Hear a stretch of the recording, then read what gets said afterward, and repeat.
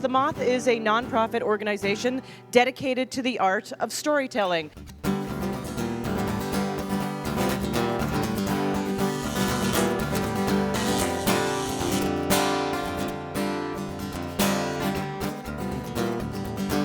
Please welcome Ed Gavagan, everybody. The first scar I ever got was giving a golf lesson when I was 5 years old.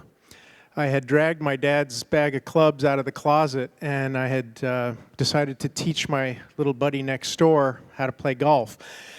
So we had teed up the golf ball, and I had him with the 9-iron. I was teaching him how to interlock his fingers and choke up on it, and I was standing behind him, and I guess I thought we were going to go somewhere for 9 holes, but I finally felt comfortable with him taking a swing, and I said, okay, try it, and I stepped back, and as he wailed back, he hit me in the head with the club and swung, missed the ball, and hit me in the head on the other side.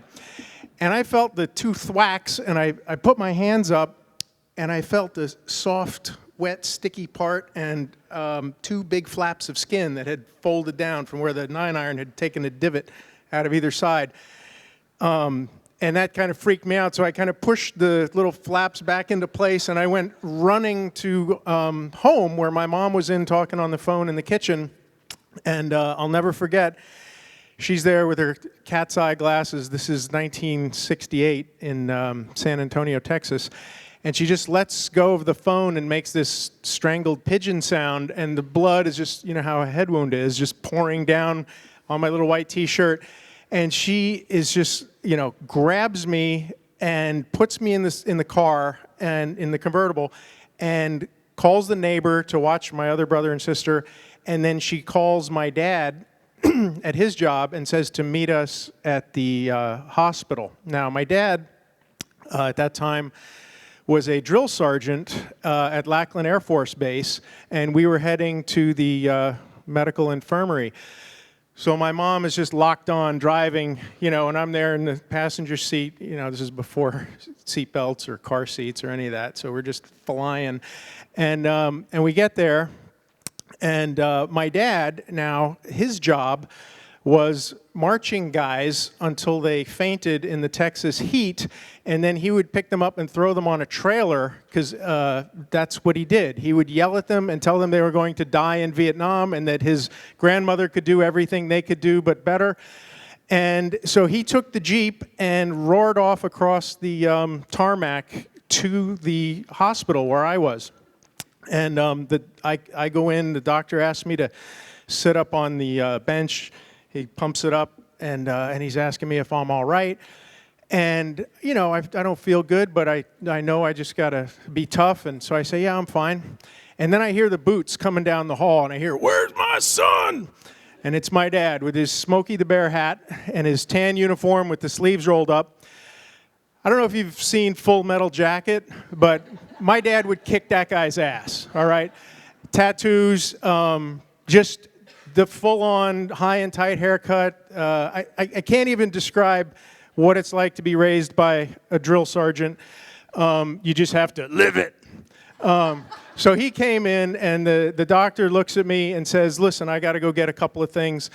I'll be right back. Now, you have to realize this is an Air Force hospital, so it's not exactly, you know, the way things are just a little more ad hoc. So it's not fully staffed. It's like, you know, a young guy, not a lot of experience. And so he has me lay back down, and he leaves the room, and my dad's standing there at the foot of my bed, and he's looking at me, he says, are you okay? Now, what I hear is, are you okay? And I'm like, sir, yes, sir. I'm fine. And he's looking at me, and I didn't realize this until much later in life, but at that time I was 5, and he was 26 years old. So he's looking down at me. I'm his oldest son, and he goes, are you sure you're all right? And I look up at him. I'm like, yeah, Dad, I'm fine. And his eyes roll back in his head, and he drops. And on the way down, he hits the corner of his eye on the table and tears a giant rip going all the way back off his eye. And he is completely unconscious, lying in a growing pool of blood on the floor when the doctor comes back in. And the doctor's like, what the fuck? And get up. And my dad is worse than I am. So he makes me get up and help. And my dad is stone cold unconscious, all right? And his uniform is completely soaked in blood. And there's just like, it's just pumping out of his eye. I help him lift my dad up onto the table. And he gives my dad like 12 stitches. And my dad never comes to. He's just laying there out. So he goes and he gets a wheelchair. And he says, help me put your dad in a chair. So, we get him down and my dad's head's all lolling back. And then he stitches me up because mine were just kind of superficial. And then he wraps my head in this, like a big Q-tip. And I have these 2 red blood spots soaking through. And then he just looks at me and he goes, push him out to your mom in the waiting room. He didn't want to go. So I'm only about this tall. So I'm pushing this wheelchair out and down the hall. And I got to look around as we go.